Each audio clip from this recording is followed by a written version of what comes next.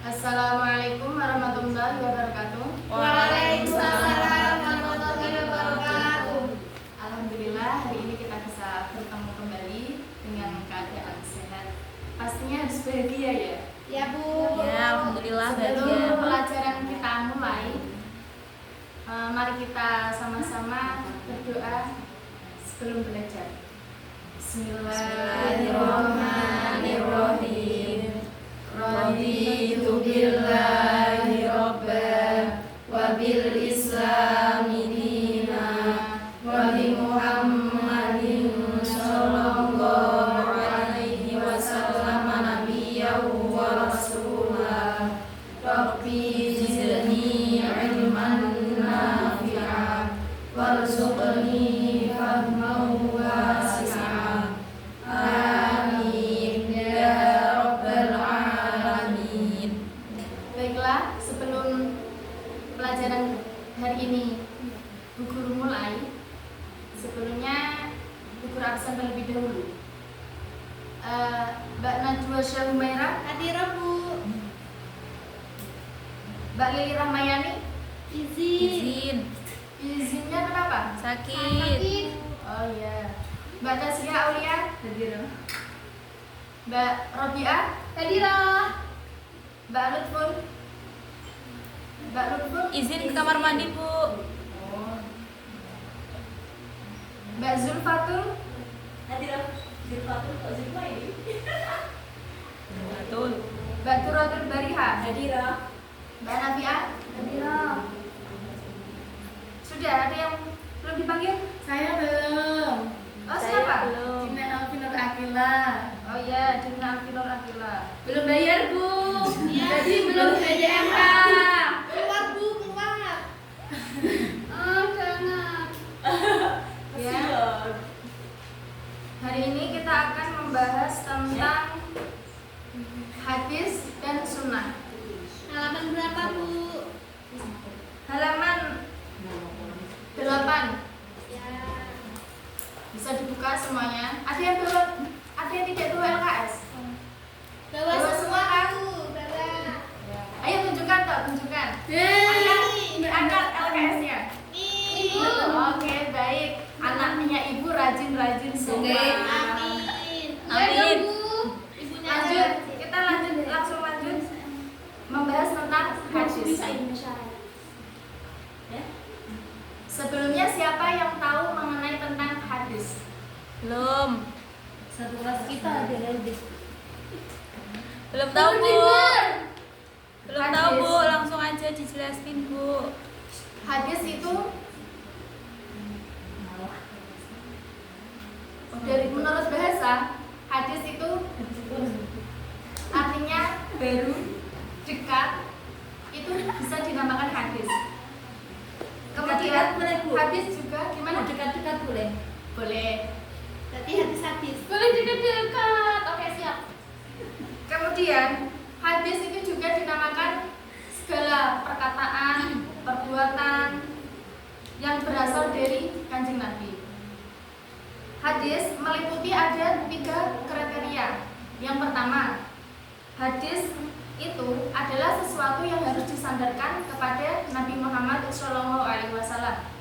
Jadi, ketika hadis itu tidak disandarkan oleh Kanjeng Nabi, maka itu belum termasuk hadis. Contohnya kalau hadis yang diriwayatkan Nabi Daud, Nabi Musa, itu tidak bisa. Maksudnya yang dimaksud di sini itu dari yang harus disandarkan kepada Nabi Muhammad. Kemudian yang kedua, penyandaran sesuatu adalah setelah Nabi Muhammad diangkat menjadi Rasul. Jadi ketika sebelum Kanjeng Nabi kok belum diangkat, maka itu belum bisa ya.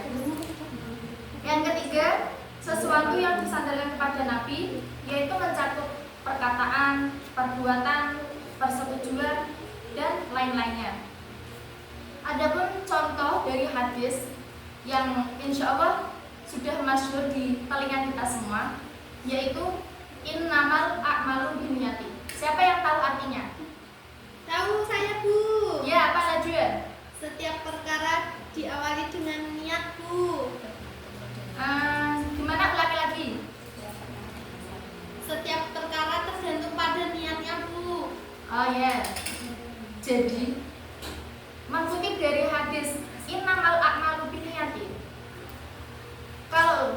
kita, segala perbuatan kita, tingkah laku kita itu tergantung dengan niat kita.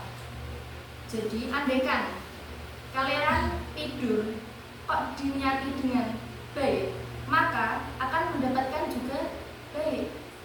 Begitu juga kalau kalian tidur niatnya, ya Allah, semoga dengan saya tidur, dengan saya ini istirahat, nanti ketika bangun badan saya sudah menjadi fresh, Ya. maka kuat ibadah, kuat untuk ngaji dan sebagainya, maka itu bisa mendapatkan dinilai pahala.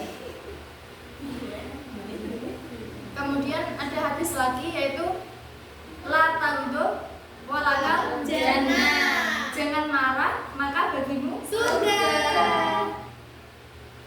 Jadi kan sekarang itu namanya di era pergaulan anak muda, itu pastinya tidak jauh-jauh dari pertengkaran.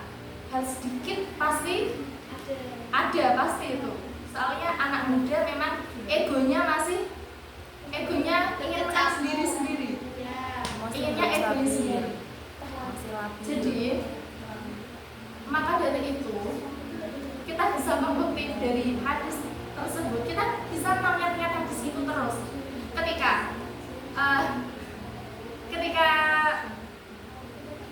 kita sedang dibuat kesal oleh teman kita, ya walaupun aslinya kesal ya, tapi kita harus bagaimana caranya meredam emosi tersebut. Memang itu sulit, tapi kita harus melatih sedikit demi sedikit agar terbiasa, karena sesuatu hal itu, tabiat itu sesuai dengan kebiasaan diri sendiri. Maka dari itu, ini ada tips dari Bu Guru ya. Ketika kalian kok dibuat kesal, sangat kesal oleh teman kalian, kita jangan ikut menimpali. Walaupun dia bicara terus, kita jangan ikut menimpali. Tapi gemes, Bu. Kalau gemes, kita redam, kita diam dulu aja. Tunggu sampai dia capek bicaranya. Kita diam dulu. Kita kontrol emosi kita dulu. Baru sekiranya kita sudah lega, sudah kayak emosinya tidak lagi naik ubun-ubun, kita tuh bisa ajak bicara baik-baik. Jadi tidak langsung ikut nerocos gitu ya. Paham ya? Paham. Nanti harus dipraktekkan loh itu. Iya. Siap. Jangan marah, ingat, oke? Ibu juga jangan marah-marah ya kalau kami ikut PR-nya telat. Kan ibu bayati kan. Iya. Iya. Ada yang ditanyakan nggak perihal tentang hadis? Paham kan? Paham. Kita lanjut ke sunnah. Setelah hadis kita ada sunnah. Bukan sunni ya, tapi sunnah. Oke. Karena yang lagi trending kan lagi Gus Sunni ya, Iya, yang Gus Sunni. baru nikah sama Neng Hasna itu. Oh iya. Maka sunnah yang dinamakan sunnah itu apa? Mbak Robiah, sunnah itu apa? Sunnah itu perilaku dan ucapan Nabi. Ya. Mbak Sofia, tadi kan Mbak Robiah perilaku dari Serta ucapan Nabi.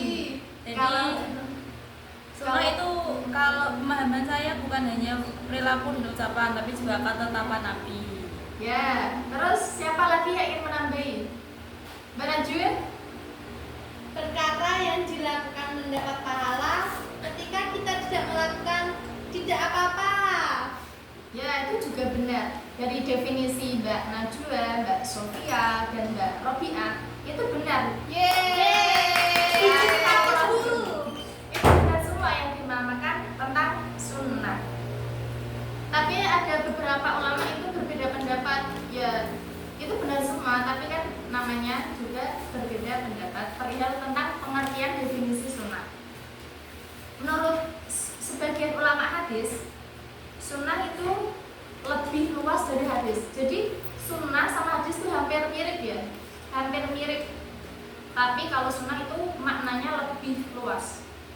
Kemudian sunnah itu meliputi segala sesuatu yang datang dari Kanjeng Nabi, baik itu perkataannya beliau, perbuatannya beliau, kemudian sifat-sifatnya beliau, perilakunya beliau, apapun itu yang berasal dari Kanjeng Nabi.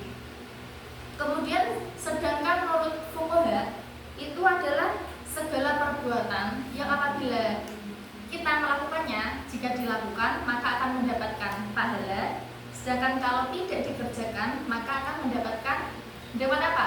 Dosa. Sunnah kok. Ayo Tidak coba. apa-apa. Ya, sunnah itu kalau kita melakukan mendapatkan sunnah, kalau tidak juga Tidak apa-apa. Mbak Lutfur bisa mencontohkan tentang sunnah. Contohnya sunnah apa? Salat duha, Bu. Masya Allah. Ya, itu sholat Lalu pun duha. seringnya sholat duha, Bu. Lah, itu juga sholat duha itu juga sunnah. Jadi kalau kita melaksanakan sholat duha, maka akan mendapatkan pahala dari sholat duha. Kalau tidak melakukan pun juga tidak apa-apa. Contohnya juga lagi itu sholat qobliyah, ba'diyah, dan lain sebagainya, masih banyak lagi ya. Kemudian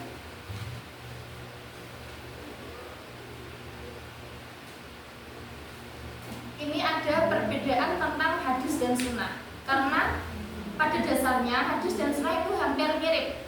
Dari segi definisi pun hampir mirip ya. Ya. Perbedaannya yaitu kalau hadis segala peristiwa yang disandarkan kepada Nabi, walaupun selama hayat beliau hanya sekali terjadi atau hanya diriwayatkan oleh seseorang. Sedangkan di sunnah itu amaliyah Nabi Muhammad yang mutawatir dan sampai kepada kita dengan cara mutawatir pula. Paham atau tidak? Perbedaan dari hadis dan sunnah. Saya ulangi lagi. Ya. Hadis itu segala sesuatu yang disandarkan kepada Nabi, walaupun Kanjeng Nabi itu dalam kehidupannya hanya melakukan satu kali saja itu, dan atau hanya diriwayatkan oleh seseorang, itu sudah bisa dijadikan hadis. Kemudian kalau sunnah itu amaliyahnya Kanjeng Nabi yang mutawatir dan sampai ke kita. Contohnya Kanjeng Nabi dulu melakukan sholat duha atau tidak? Melakukan. Nah, kita ada yang melakukan sholat duha atau tidak? Ada. Nah, itu yang dinamakan sunnah. Sunnah itu mutawatir, turun temurun sampai ke kita melakukannya. Begitu. Paham ya? Perbedaan Paham, antara Bu. hadis dan sunnah. Ya. Kemudian sunnah itu ada 3 macam. Pertama ada sunnah qauliyah, sunnah fi'liyah, dan sunnah taqririyah. Yang pertama kita akan membahas mengenai sunnah qauliyah. Qaul, apa itu qaul? Ucapan. Ya, dari kata qaul kita bisa memberikan definisi tentang qauliyah, yaitu perkataan atau ucapan-ucapan Nabi yang bertalian dengan syarat. Jadi segala apapun perkataan Kanjeng Nabi atau ucapan-ucapan Nabi itu yang mengandung syarat, yang menuju ke syarat, itu dinamakan sunnah qauliyah. Kemudian ada sunnah fi'liyah.